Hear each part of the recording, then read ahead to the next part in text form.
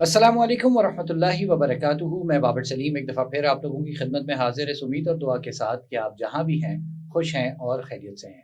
سارم بڑنی welfare trust international کا جو case ہے وہ اس وقت عدالت میں ہے. عدالت میں کیا کچھ ہو رہا ہے، میری جو انویسٹیگیشنز ہیں یا جو ایف آئی اے کے حوالے سے انویسٹیگیشنز ہیں وہ میں مسلسل آپ لوگوں تک پہنچاتا رہتا ہوں. لیکن عدالتی کارروائی کیا ہے، یہ کیس عدالت میں اس وقت کہاں اسٹینڈ کر رہا ہے، اس کیس میں عدالت میں فردر کیا پروسیڈنگز ہونی ہیں، اب تک کیا کچھ ہو چکا ہے. میں نے سوچا ذرا یہ ایک بریف ڈسکشن ہو جانا چاہیے، اور اس کے لیے آبویسلی کسی ماہر منجھے ہوئے کورٹ رپورٹر سے بہتر کوئی نہیں ہو سکتا.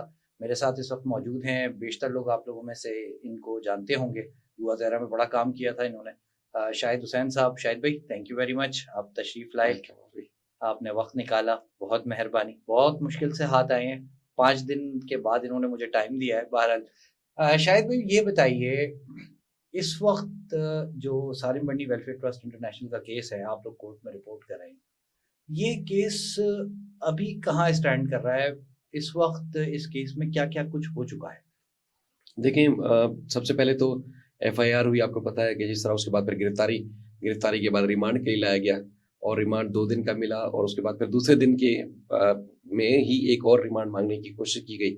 تو عدالت میں جو سچویشن دیکھی، اس سے پہلے میرا نہیں خیال کہ کہیں کسی نے سچویشن دیکھی ہوگی. مثال کے طور پر آپ نے خود بھی کورٹ رپورٹنگ کی ہوئی ہے کہ پولیس یا ایف آئی اے، نیب، کوئی بھی ادارہ ریمانڈ کی استدعا کرے، اور وہاں پر عدالت میں یہ ماحول ہو جائے کہ بیان یہیں ریکارڈ کرو، اور چونکہ وہ اس دوران جب ریمانڈ لیا جاتا ہے، انویسٹیگیشن کی جاتی ہے، بیان ریکارڈ کیا جاتا ہے، تو وہاں پر مزید ریمانڈ دینے کے بجائے جج صاحب کے چیمبر میں اس میں مزید ان سے انویسٹیگیشن جو ان کا بیان ریکارڈ کیا گیا. اور سارم بنی صاحب کا یہ مطلب سارم بنی صاحب کا جو ایف آئی اے نے اسٹیٹمنٹ لیا ہے، یہ جج کے چیمبر میں لیا ہے؟ جج صاحب کے چیمبر میں، اس لیے کہ ان کے جو وکلا تھے وہ ایک تو بڑی ٹیم تھی، اور کراچی بار کے اس میں صدر عامر وڑائچ صاحب بھی تھے، اور بھی ایک وکلا کی ان کی اپنے ٹرسٹ کی بھی بڑی ٹیم تھی وہاں شامل. تو سچویشن یہ تھی کہ مزید ریمانڈ دینے کے بجائے وہیں پر ان کا جو ہے بیان ریکارڈ کیا گیا، جو کہ انویسٹیگیشن والا جو بیان ہوتا ہے، ابتدائی بیان، وہ ریکارڈ کیا گیا، کیونکہ ایف آئی اے کی طرف سے یہ عدالت کو بتایا گیا تھا کہ یہ تعاون نہیں کر رہے. مطلب یہ جو حلف نامے والی جو مختلف لوگوں سے جو لیے گئے مختلف اوقات میں، اور وہ حلف نامے اب تک ایف آئی اے کے پاس نہیں گئے، اور ان کی اپروچ نہیں ہو ڈیٹا سکی. پرووائڈ نہیں کر رہے، تو جس میں آپ بار بار وہ ویڈیو بنا رہے ہیں، اصل میں سچویشن صرف یہ والی نہیں ہے.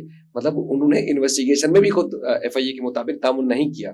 تو انہوں نے ایف آئی اے کے جو انویسٹیگیشن کے افسر تھے، یا اس کے بعد پھر پراسیکیوشن تھی، انہوں نے بار بار استدعا کی عدالت سے کہ تعاون یہ بیان میں بھی نہیں کر رہے.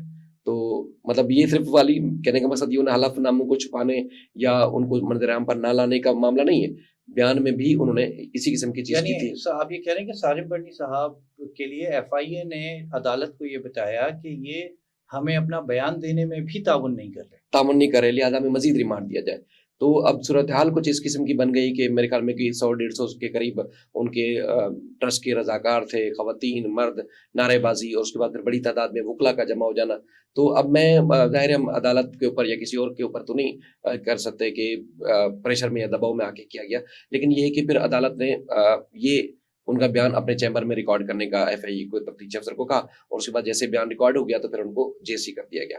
تو اس کے بعد جے سی کے بعد آپ کو پتا ہے کہ سچویشن دوسری بنتی ہے کہ اس میں چلان آئے گا، چلان کی 14 دن کا ٹائم دیا جاتا ہے، پھر اس کے بعد پھر گواہوں کے بیانات ہیں، تو ایک پورا ایک پراسیکیوشن کا کیس تیار ہوتا ہے. لیکن پراسیکیوشن کے کیس تیار ہونے سے پہلے چونکہ بڑا نام ہے، آپ کو پتا ہے انٹرنیشنل نام ہے، اور کس قسم کا انٹرنیشنل نام ہے وہ بھی آپ ظاہر دنیا جان رہی ہے. ہمیں تو بڑی شرمندگی بھی ہو رہی ہے کہ ایک کسی کی وجہ سے بھی، اگر جائز ہے یا ناجائز ہے، لیکن بدنامی آپ کو پتا ہے کہ ہمارے ملک کی ہو رہی ہے.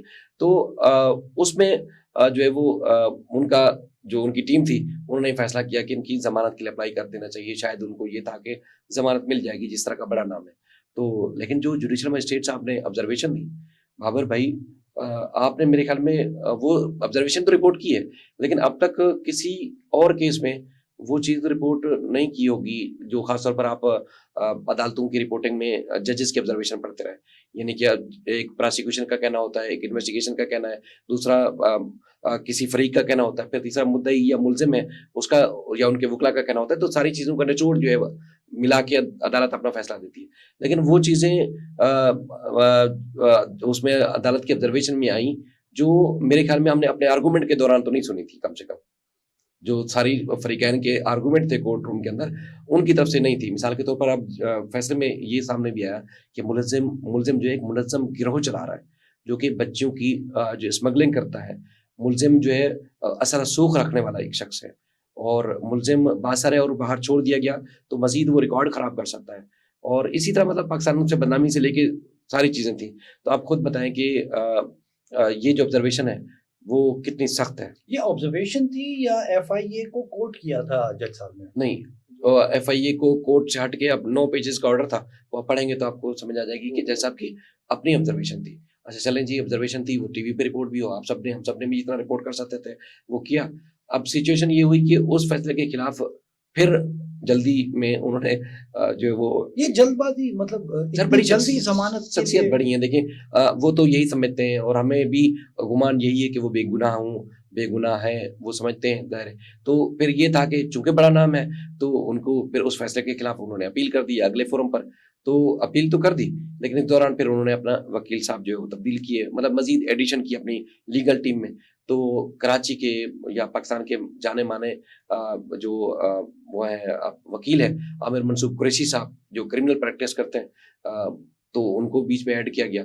تو لگ رہا تھا کہ جیسے وہ 1 ڈیٹ میں 2 ڈیٹ میں اپنے دلائل دینے کے بعد اس معاملے کو نمٹا دیں گے. اچھا نہیں, مجھے تھوڑا سا میرے ویورز کے لیے یہ بتائیے کہ ان کی جو لائرز کا پینل ہے اس میں کون کون ہے؟ عامر منصور صاحب اس سے پہلے کون سے بڑے کیسز کر چکے ہیں, وہ کیوں مشہور ہیں, یہ تھوڑی سی ڈیٹیل بتائیے گا. عامر منصور صاحب کراچی کے جو کرمنل کیسز ہیں نا, مطلب ہائی پروفائل کیسز, چاہے وہ ٹارگٹ کلنگ کے ہوں, دھماکہ خیز معاملے ہوں, اور بڑے بڑے کیسز ان کے ہیں. اور خاص طور پر اگر حالیہ دنوں کی بات کریں تو آپ کو یاد ہوگا نقیب اللہ کا کیس, اسی طرح بڑے بڑے جو پولیس والے کسی نہ کسی کرائم کی وجہ سے پکڑے جاتے ہیں, یا کچھ ڈپارٹمنٹس کے کچھ پرائیویٹ کیسز راونوار کی طرف سے, مطلب جیسے نقیب اللہ والا کیس تھا, آپ کو پتا ہے کہ بڑے لیول پہ پروٹیسٹ ہوئے تھے, اس میں میڈیا نے بھی رپورٹ کیا, پھر پولیس کی انویسٹیگیشن انٹروگیشن ٹیمز بنی. اور آپ کو یاد ہوگا ہائی پروفائل کراچی میں با اثر اور با کردار پولیس افسران کی جو ٹیم تھی وہ شامل تھی, جس میں انہوں نے روہن وار کو ملزم قرار دیا تھا. نہ صرف روہن وار کو اس کیس میں ملزم قرار دیا گیا بلکہ 400 سے زائد افراد کی ماورائے عدالت قتل, یا آپ یہ بھی کہہ سکتے ہیں کہ ان کے اوپر الزامات تھے کہ انہوں نے جو وہ جعلی پولیس مقابلے کر کے لوگوں کو اس طرح مارا جس طرح نقیب اللہ کو مارا گیا. تو اس قسم کے الزامات بھی تھے. اور اس کے بعد پھر اگر دوسرے اینڈ سے دیکھیں تو کرپشن اور انلیگل پراپرٹیز کے بھی ان کے اوپر الزامات لگائے گئے. بہر ان کیسز میں تو کوئی پروگریس نہیں ہوئی, کچھ آگے نہیں بڑھا, یہ انڈر انویسٹیگیشن یہ معاملہ ضرور ہے. لیکن آپ کو یاد ہوگا آرمی چیف سے لے کے چیف جسٹس پاکستان نے بھی نقیب اللہ کے والد کو یقین دلایا تھا کہ ہم آپ کو انصاف دلائیں گے, کیونکہ پولیس کے انٹروگیشن میں لے کے ساری چیزیں ثابت ہو چکی تھیں, باقی کورٹ میں وہ الزام ثابت نہیں ہو سکے. عامر منصور قریشی صاحب نے ان کا کیس ATC میں لڑا اور بھرپور طریقے سے ٹیکنیکل معاملات میں بڑے ماہر وکیل, پروفیشنل وکیل ہیں. اور ان میں نہ اس کے صرف علاوہ کون لائرز ہیں عامر منصور صاحب؟ عامر منصور قریشی صاحب نے نہ صرف روہن وار بلکہ دیگر جو پولیس والے نامزد تھے اس میں پوری ٹیم کو انہوں نے باعزت بری کروایا. اور باقی کچھ دوسرے جو اس وقت مفرور تھے اب وہ نہیں, اس میں جو سالم بنی صاحب کا کیس ہے اس میں ان کے علاوہ کون لائرز ہیں؟ اس میں کراچی بار کے جو صدر ہیں عامر نواز وڑائچ صاحب ہیں. پھر ان کی اپنی جو لیگل ٹیم جو کہ مستقل لیگل ٹیم ہے جو سالم بنی ٹرسٹ کی ہے, وہ مستقل ٹیم بھی ان کے ساتھ مطلب وہ اٹیچ تھی. تو اس میں کچھ تگڑی ٹیم ہے, سارے بہت بڑی ٹیم ہے. ان کا چونکہ بڑا کام بھی رہا ہے مختلف لوگوں کو لیگل اسسٹنس فراہم کرنے کے حوالے سے, چاہے وہ مسنگ پرسن کے ہوں یا جیل کے قیدیوں کے حوالے سے بڑا کام کیا انہوں نے سالم بنی صاحب روزانہ. آج بھی یعنی کہ وہ جیل میں تو آج بھی ہم نے عدالتوں میں ان کے وکیلوں کو پیش ہوتے ہوئے دیکھا. تو اب وہی والی بات ہے کہ دیکھیں باوری, نہ میرے خیال میں آپ کو نہ کسی بھی ایک پاکستانی کی خواہش نہیں ہوگی کہ یہ جو کرائم جو ان کے اوپر ثابت یا الزام ہے اللہ کرے غلط تو وہ غلط ثابت ہو.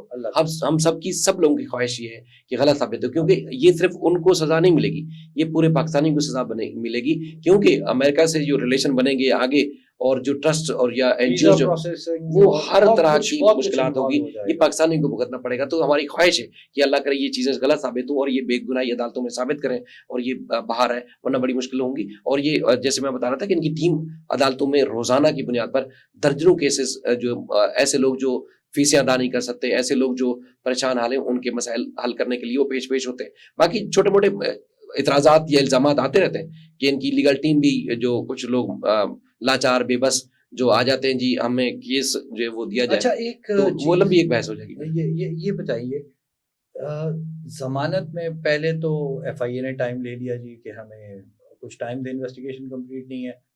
اب ان کے لائرس سارم برنی صاحب کے وہ مجھے ایسا لگ رہا ہے کچھ بیک فٹ پہ جا رہے ہیں. 2 دفعہ انہوں نے عدالت سے وقت لے لیا بجائے اس کے کہ جرا کرتے. گواہوں پہ بھی انہوں نے جرا نہیں کی.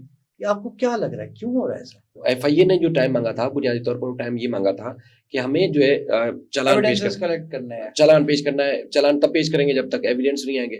تو ایویڈنس جب وہ یہ ٹائم مانگ لیا تو اسی دن ہی جو انہوں نے عبوری چالان پیش کیا. اب عبوری چالان میں وہ باتیں آئیں سامنے جو ایف آئی آر میں لکھی ہوئی تھی.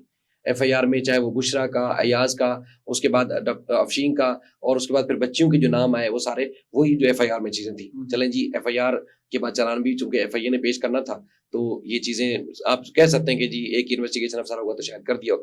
لیکن 164 کے جو بیان 3 لوگوں کے ہوئے انہوں نے ہلا کے رکھ دیا. ہمیں بظاہر لگا کہ ان کی لیگل ٹیم کو وہ یہ ہے کہ جو ایف آئی آر اور عبوری چالان میں تھا وہ بیانات بھی اسی قسم کے ہی تھے. تو اس بات پہ ہم نے یہ دیکھا کہ مجھے بظاہر لگا کہ انہوں نے جیسے ہر 164 کے بیان کے بعد وکیلوں کے پاس قانونی طور پر اختیار ہوتا ہے کہ وہ جرح کریں یا نہ کریں. یعنی کہ اگر 164 کا بیان ہے تو اس کو کاؤنٹر کرنا ہوتا ہے. جرح سے مراد یہ ہوتی ہے کہ غلط بول رہا ہے گواہ, ہاں غلط بول رہا ہے تو اس کے اپنے سوالات میں اس کو اتنا الجھا دیں کہ وہ اپنے بیان سے شاید آگے پیچھے کچھ ہو جائے. تو اس کا فائدہ الٹیمیٹ جو ہے وہ ٹرائل کے دوران بھی ہوتا ہے اور اس دوران بھی ملزم کو ہو جاتا ہے. لیکن ان کی وکلا کی ٹیم نے اس پہ جرح نہیں کی اور انہوں نے یہ کہا میڈیا ٹاک کے دوران جب باہر آئے کہ ہم جو ہے وہ آگے جا کے ٹرائل کے دوران ان بیانات کے اوپر جرح کریں گے تو اس لیے ہم پھر اس کے بعد دوبارہ انہوں نے وقت لے لیا. اچھا اب وہ صورتحال تو ہو گئی تھی کمپلیٹ. اب بیل چونکہ جس جج صاحب کے پاس ہے کیونکہ ہم کورٹ رپورٹنگ کرتے ہیں جو فیلڈ میں, اب اس میں ماننے نہ ماننے والی بات نہیں ہے کہ بعض کہیں کہ جی ہم جو بات کریں شاید وہ, لیکن کچھ چیزیں ایسی ہوتی ہیں جس میں معزز جج صاحبان ریلیف مائنڈیڈ نہیں ہوتے.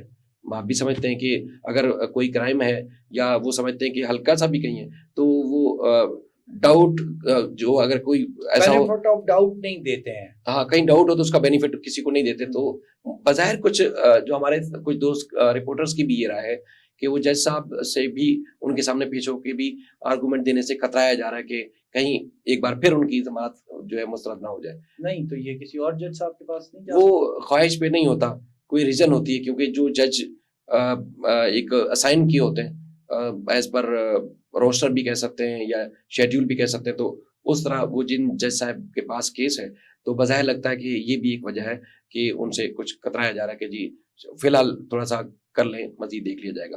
تو یہ 2-3 چیزیں جو ہے وہ سامنے آ رہی ہیں, اس لیے آج ایک بار پھر ٹائم مانگا گیا ہے. اب یہ کتنا آپ کو لگتا ہے کہ چالان مضبوط ہے؟ گواہوں کے بیانات اور چالان, یہ 2 چیزیں ابھی تک عبوری چالان بیسیکلی انٹرم چالان جو ہے وہ ابھی ایف آئی اے نے پیش کیا اور 3 اپنے گواہ انہوں نے سامنے رکھے جن کے جج صاحب کے روبرو بیانات ریکارڈ ہو گئے.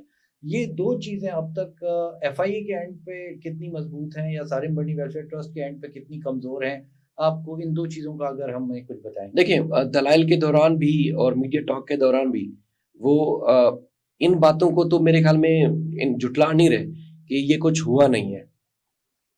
ٹھیک ہے, مطلب مثال کے طور پر بچے دیے ہیں تو میں نے بچیوں کا مستقبل سنوارنے کے لیے دیا ہے, بہتر کرنے کے لیے دیا ہے. لیکن وہ جو طریقہ کار تھا اس کو ایف آئی اے بھی, امریکہ بھی اور جو ریلیونٹ ڈپارٹمنٹ ہے وہ کرائم قرار دے رہے.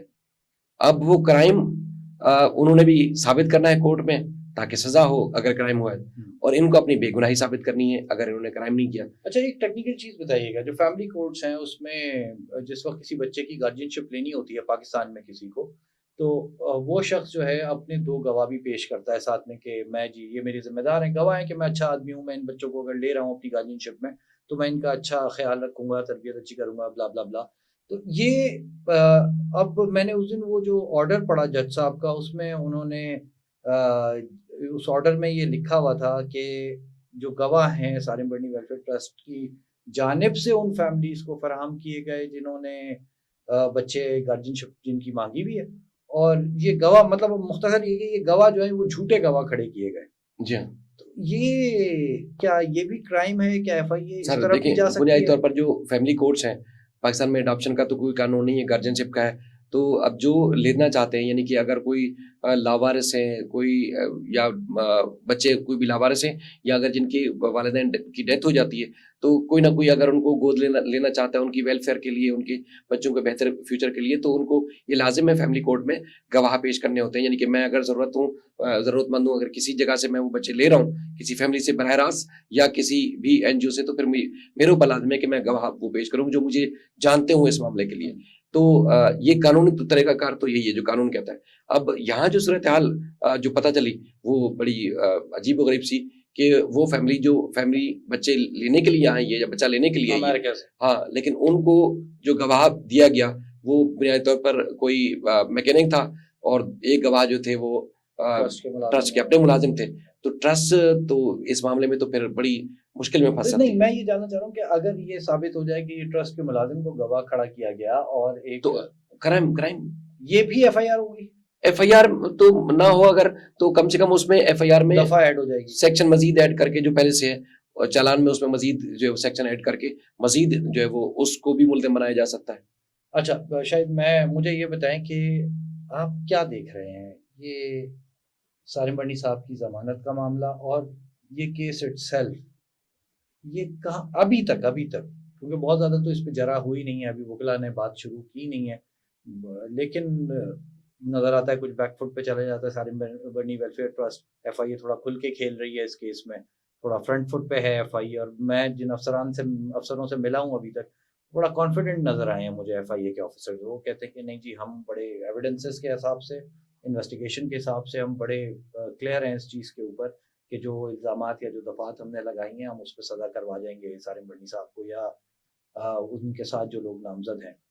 آپ کو ابھی کیا محسوس ہوتا ہے یہ کیس کتنا پرولونگ ہو سکتا ہے، کتنا لمبا چل سکتا ہے، یہ جلدی ڈیسائیڈ کر دیں گی کورٹس یا اس کو یہ بھی روٹین کے کیسز کی طرح لمبا جائے گا؟ دیکھیں، ایف آئی اے کی اگر ہم کیسز کی بات کریں نا، تو کئی ایسے کیسز ہوتے ہیں جو بنتے تو بڑے دھماکے دار ہیں، لیکن کورٹ میں وہ یا تو کمزور تفتیش یا پراسیکیوشن کی وجہ سے ملزم کو ریلیف ہو جاتا ہے بر وقت اور فوری بھی دیکھا ہے. اگر ایف آئی اے کا یہ کیس ابھی بھی اس کیس میں کمزور ہوتا، ایف آئی اے کا کیس اگر کمزور ہوتا، اس میں ایف آئی آر کمزور ہوتی، تو اب خود اندازہ لگائیے کہ وہ کیسز جو ہائی پروفائل نہیں ہوتے اور ایف آئی اے اس میں کارروائی کرتی ہے، ملزم بچ جاتے ہیں. یہاں سارم بنی صاحب کا اتنا بڑا نام، جو کہ انٹرنیشنل ٹرسٹ چلاتے ہیں، وہ ان کو ضمانت نہ ملتی، جن کی اتنی بڑی وکلا کی ٹیم آئی اور اتنا انہوں نے ہلہ مچایا، میڈیا پہ بھی اپنا موقف دیتے رہے، تو وہاں ایف آئی اے کو وہ میرے خیال میں کمزور کر سکتے تھے، اور خود وہ دھڑلے سے باہر جیل سے بھی آ سکتے. مطلب کیس بنیادی طور پر یہ ایف آئی اے کی ابتدائی سٹیج میں ایک بڑی کامیابی ہے کہ نہ صرف وہ ان کو جیل میں بھیجا، بلکہ کورٹ سے ضمانت بھی مسترد ہوئی ان کی، اور اس کے بعد پھر اب تک جو ہے وہ مزید بھی ان کے خود وکلا جو ہے وہ فی الوقت آگے نہیں بڑھ رہے، کہ مطلب پہلے 2-4 دن کا ٹائم ہوتا تھا، ابھی لمبا ایک ٹائم لے لیا کہ جی چلیں پہلے جو اس میں چالان پیش کرنا ہے انہوں نے 11 تاریخ کا میں ٹائم دے دیا جائے، یعنی کہ ایف آئی اے نے مزید جو چالان پیش کرنا ہے اس میں 11 جولائی کا ٹائم لیا، اس کے بعد پھر 20 جولائی کی انہوں نے ٹائمنگ لے لی کہ 20 جولائی کو ہم آرگومنٹ کریں گے. تو آپ خود سمجھیں کہ ایف آئی اے کا کیس اگر مضبوط نہ ہوتا تو سارم بنی صاحب کو نکالنے میں میرے خیال میں اتنی مشکل نہ پیش آتی. بڑے 2 اہم گواہ ہیں شاید اس کیس میں، گواہ کہہ رہا ہوں میں، 2 بڑے اہم نام ہیں. ایک سارم بنی ویلفیئر ٹرسٹ انٹرنیشنل کی شیلٹر ہوم کی انچارج ہیں حمیرہ اور فوما، نامینیٹڈ ہے ایف آئی آر میں، نامزد کیا ہے ان کو. ان کے ساتھ بصالت علی خان ہے، بصالت اے خان ہے، بیسیکلی وہ علی ہے یا احمد ہے. یہ بصالت جو ہیں یہ سارم بنی ویلفیئر ٹرسٹ انٹرنیشنل کے ویلفیئر آفیسر ہیں، اور کورٹس میں یہ زیادہ تر پیش ہوتے رہے ہیں. میں نے یہ سنا ہے کہ یہ فیس کر رہے ہوتے تھے بہت سارے کیسز میں ٹرسٹ کو. یہ دونوں مفرور ہیں، ان کا مفرور ہونا کیا نقصان دے رہا ہے کیس میں ان کو؟ دیکھیے، بنیادی طور پر اگر مطلب ان کو لگتا کہ ان کا کیس مضبوط ہے تو وہ آتے، سامنا کرتے اور اس کی ضمانت لیتے، اور اس کے بعد ٹرائل کا حصہ بن جاتے ہیں. مثال کے طور پر وہ کہتے ہیں جی ہمیں ایف آئی اے چھاپے نہ مارے، گرفتار نہ کریں، ہم جو ہے وہ ضمانت لیتے ہیں اور ہم ٹرائل کورٹ میں ٹرائل کا سامنا کرتے ہیں، اور کئی ملزمان آ کے کرتے بھی ہیں. اب خود اندازہ لگائیے سارم بنی صاحب کے جو خود کے انٹرویوز ہیں، آپ کورٹ کے اندر کی بات بھی چھوڑ دیں، وہ کہتے ہیں میں سرپرست ہوں، میں نے کہیں سائن نہیں کیے، میں نے یہ خود کرائم نہیں کیا. اگر کسی لاوارث کو کسی نے یتیم لکھ دیا یا یتیم کو کسی پیپر میں لاوارث لکھ دیا گیا تو وہ امپلائز نے کیا ہے، میں نے تھوڑی کیا ہے.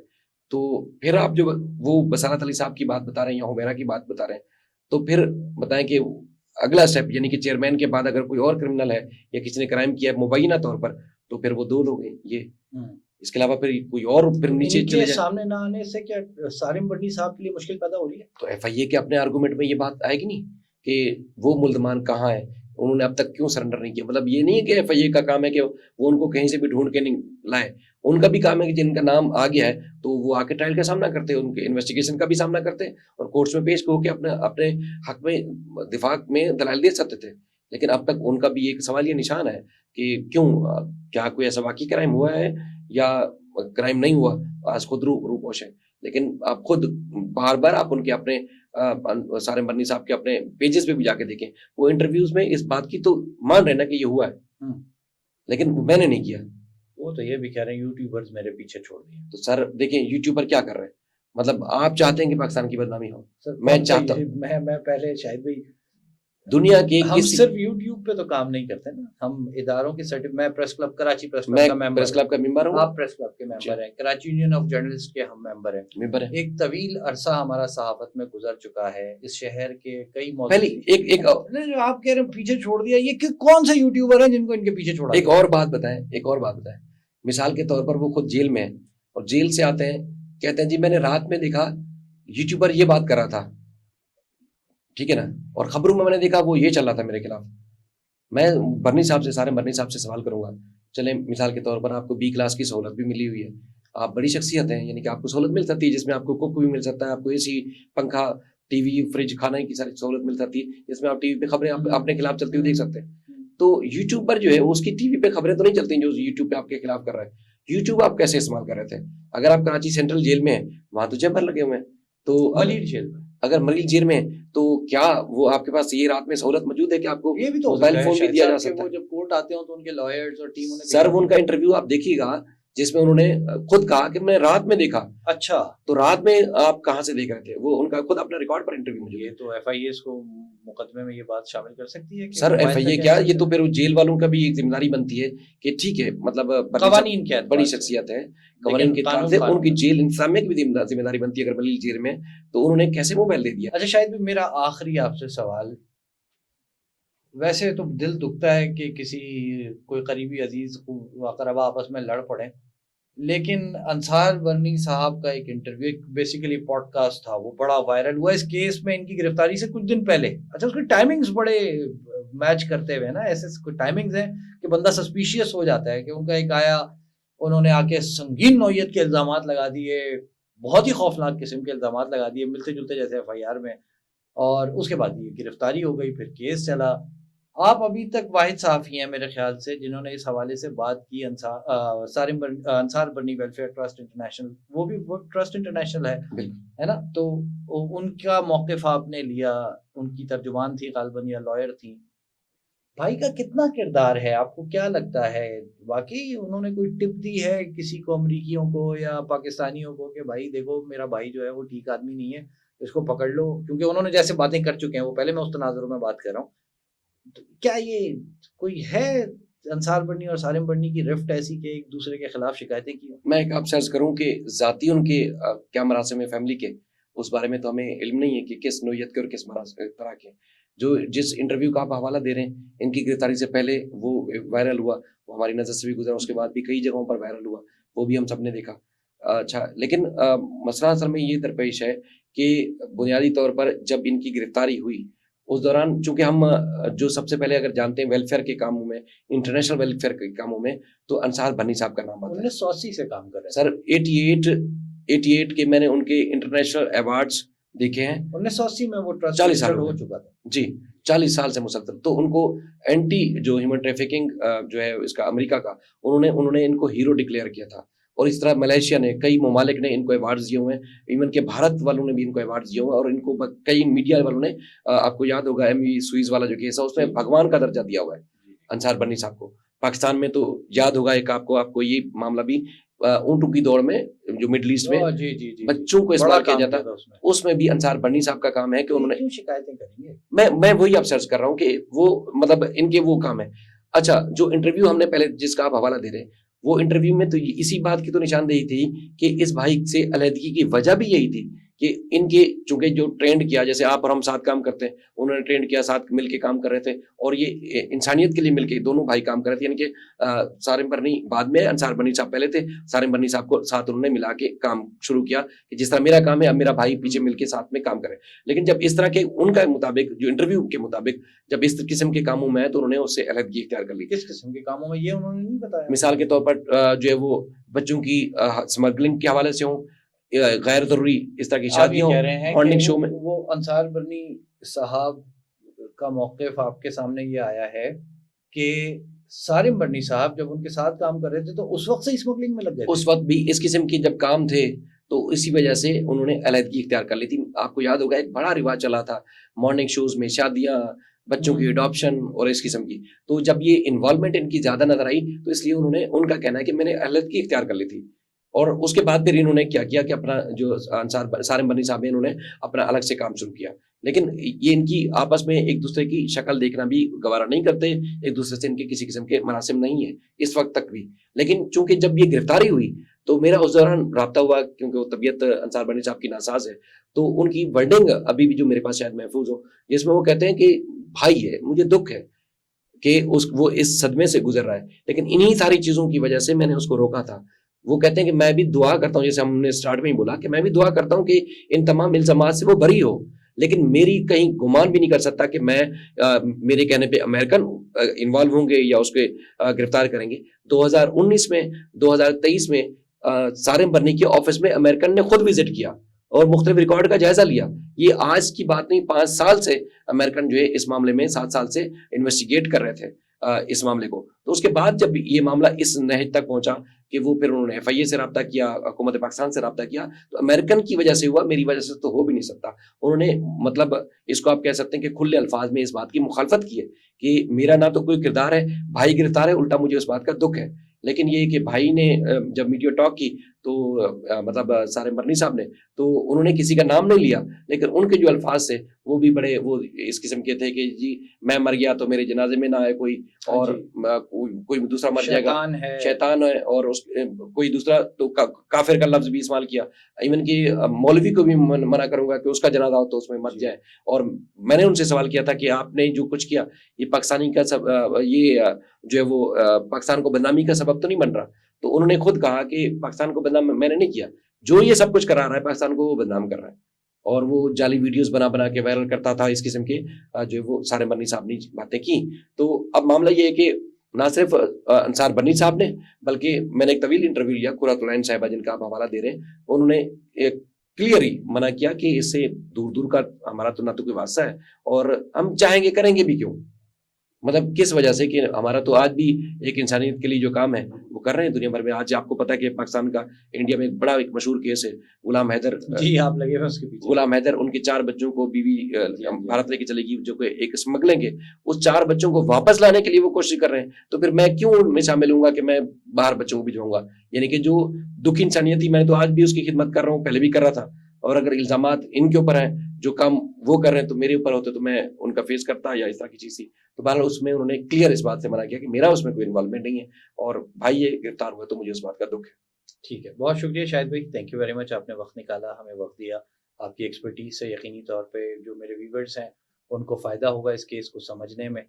ہم مسلسل کوشش ہے کہ اس کیس کے حوالے سے، کیونکہ یہ بہت سینسیٹیو کیس ہے، اچھی اور بہتر رپورٹنگ کی جائے، آپ لوگوں تک حقائق پہنچائے جائیں، اور جتنا زیادہ ہو سکے گا انشاءاللہ ہم اس کیس کے حوالے سے آپ کو اپڈیٹ کریں گے. اس کے علاوہ بھی جو شہر میں یا پاکستان میں ہونے والی بڑی اہم چیزیں ہوں گی بابر سلیم آفیشیل سے آپ کو پہنچتی رہیں گی. اپنا اور اپنے اطراف میں لوگوں کا خیال رکھیے گا. والدین حیات ہیں ان کی خدمت کیجیے گا، دنیا سے جا چکے ہیں ان کے لیے دعائے خیر کیجیے گا. مجھے بھی اپنی دعاؤں میں یاد رکھیے گا. السلام علیکم ورحمۃ اللہ وبرکاتہ.